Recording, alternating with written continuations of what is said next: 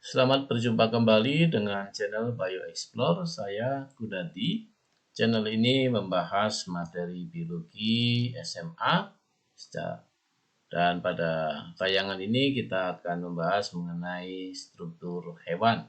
Sebelum membahas materi ini, Bapak ingatkan sekalian untuk like, comment, subscribe, dan share dari tayangan ini. Dan komentar kalian yang positif untuk perbaikan tayangan ini diterima dengan senang hati. Oke, kita akan berbicara tentang struktur hewan. Ya. Struktur hewan di sini kalau kita ingat kembali materi kelas 10 cabang-cabang biologi, maka kita sekarang masuk kepada histologi dan anatomi hewan. Setelah pada bab sebelumnya kita bicara tentang tumbuhan, dan di awal tahun ajaran kelas 11 kita membicarakan tentang sel atau sitologi. Ya, pada struktur hewan yang akan dibahas, IPK-nya menyangkut 10 hal ini. Ya, nomor 1 sampai dengan 8 kita berbicara tentang jaringan, sedangkan nomor 9 dan 10 kita bicara organ serta sistem organ. Atau 1 sampai 9 kita bicara histologi, 9 dan 10 kita membicarakan tentang anatomi. Ya. Kita lihat yang pertama mengenai jaringan embrional. Nah, seperti pada tumbuhan, pada hewan terdiri dari 2 jaringan, yaitu jaringan embrional dan jaringan dewasa. Jaringan sendiri mempunyai pengertian yaitu kumpulan sel sejenis yang memiliki struktur dan fungsi yang sama. Ya, struktur itu menyangkut bentuk maupun komponen di dalam selnya dan menjalankan satu fungsi yang sama. Kemudian embrional itu berasal dari embrio, artinya memiliki sifat seperti embrio, yaitu selalu membelah. Ya, kemudian jaringan embrional kita artikan jaringan muda yang sel-selnya selalu membelah. Pada materi kelas 10 kita pernah mendengar istilah lapisan embrional diploplastik dan triploplastik. Ya, nanti kita lihat pengertian dari keduanya. Ya, inilah awal dari kehidupan pada hewan, khususnya kita akan membahas pada kelompok multiseluler. Ya, setelah terjadi fertilisasi akan terbentuk zigot. Ya, kemudian zigot akan mengalami pembelahan dari 1 menjadi 2, 2 menjadi 4, 4 menjadi 8, dan seterusnya. Kira-kira akan terbentuk bangun seperti sekumpulan kelereng yang disatukan membentuk bola yang lebih besar. Ya, pada fase ini kita menamakannya sebagai morula. Ya, kemudian dia akan terus membelah makin besar sehingga di tengahnya akan terbentuk rongga seperti bola. Bagian rongganya dinamakan dengan blastosol. Ya, blastozoel tulisannya. Isinya ini adalah cairan sitoplasmik, cairan yang mirip dengan sitoplasma. Kemudian kulitnya kita namakan dengan blastoderm atau blastoderma. Fase ini dinamakan blastula.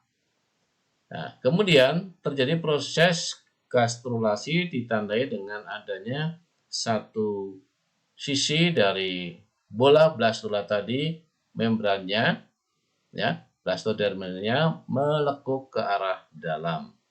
Sampai akhirnya terbentuklah lapisan. Ada yang luar kita namakan ektoderma. Di sini digambarkan warna biru. Kemudian ada lapisan berwarna kuning, itu adalah endoderma, endodermis atau endoderm, dan rongga blastosolnya di sini digambarkan warna biru yang lebih tua. Ya. Kemudian di bawah itu ada lubang yang kita namakan dengan blastopore. Nah, dalam kondisi inilah ya nanti lapisan embrional akan dibedakan menjadi 2. Ya, pada gambar sebelah kanan kita lihat ada dua lapisan yang warnanya disamakan, yaitu paling luar itu dinamakan ektoderma, ya. Kemudian yang paling dalam itu warnanya krem atau mungkin boleh dikatakan putih, lingkaran seperti cincin, itu adalah endoderma. Pada kedua lapisan embrional, dua-duanya ada.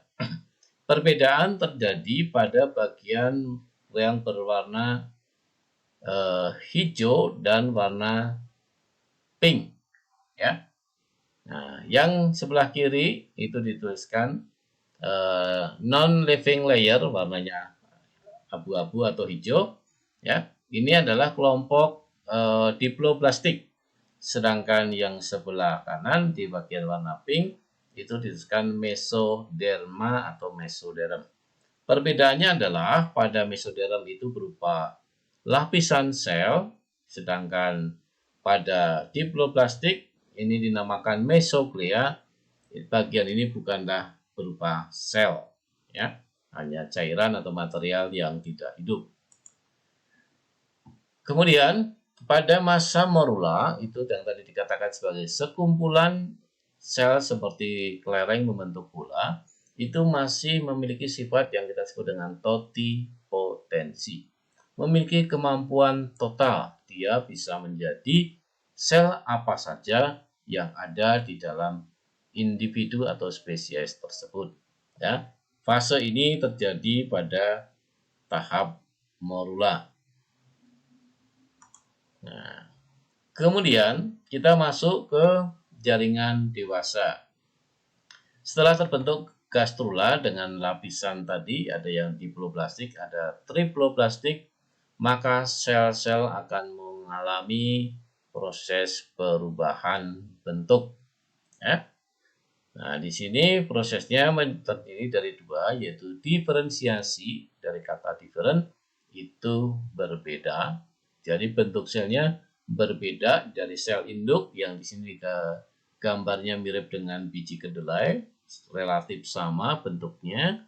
Nah, ada yang berubah bentuknya menjadi sel otot, kemudian epitel pada usus, sel hati, sel-sel pada jantung, sel saraf maupun sel darah. Dan mereka akan mempunyai fungsi yang spesial, fungsi khusus, maka dikatakan spesialisasi. Ya. Meskipun sudah dikatakan sebagai jaringan dewasa, jaringan ini tetap bisa membelah. Ya, ini yang mendukung proses pada pertumbuhan kalian dari sejak katakanlah di dalam kandungan, kemudian lahir sampai saat ini kalian kelas 11 SMA bisa tumbuh makin tinggi, berat badan bertambah. Ini adalah karena aktivitas pembelahan pada jaringan-jaringan tubuh kita termasuk jaringan dewasa. Macam-macam jaringan dewasa, ya. Ada jaringan epitel, jaringan ikat, jaringan tulang, otot, saraf, dan jaringan darah, ya.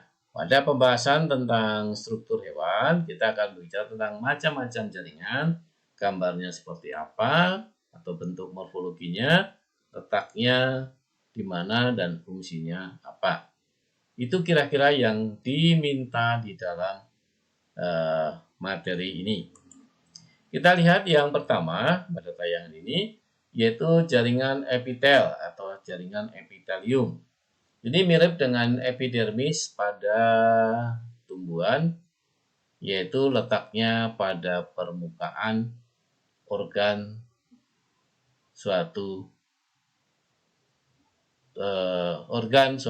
hewan, ya. Ada permukaan luar, ada juga permukaan dalam organ, ya. Contohnya misalkan begini, pada usus manusia itu bentuknya adalah seperti pipa, maka bagian luar itu ada epitel, demikian juga bagian dalam, bagian rongganya itu ada lapisan epitelnya.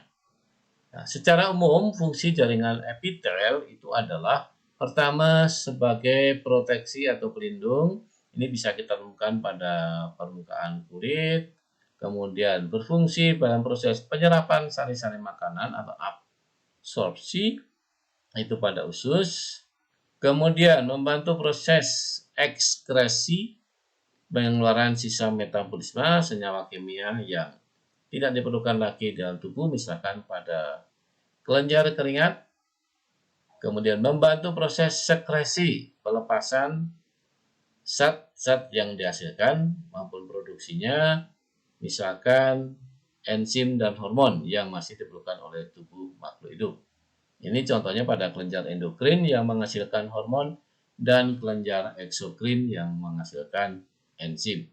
Kemudian ada yang berfungsi sebagai ujung dari reseptor, ya. Ini misalkan pada permukaan kulit kita, ya. Ini akan berhubungan dengan ujung-ujung saraf di permukaan kulit. Ya. Kita bahas yang pertama jaringan epitel, yaitu epitel tipis satu lapis. Ini bentuknya seperti keramik, ya, kurang lebih berinti satu, kemudian dia menempel pada lapisan yang kita sebut dengan membran basalis, ya, membran basalis atau membran atau lapisan dasar.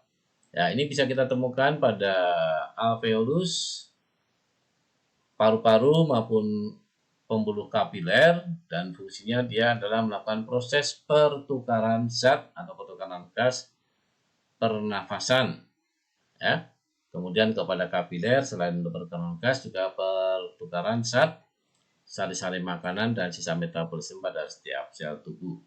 Kemudian ada epitel kubus satu lapis. Ini bisa ditemukan pada ovarium dan pada kelenjar-kelenjar.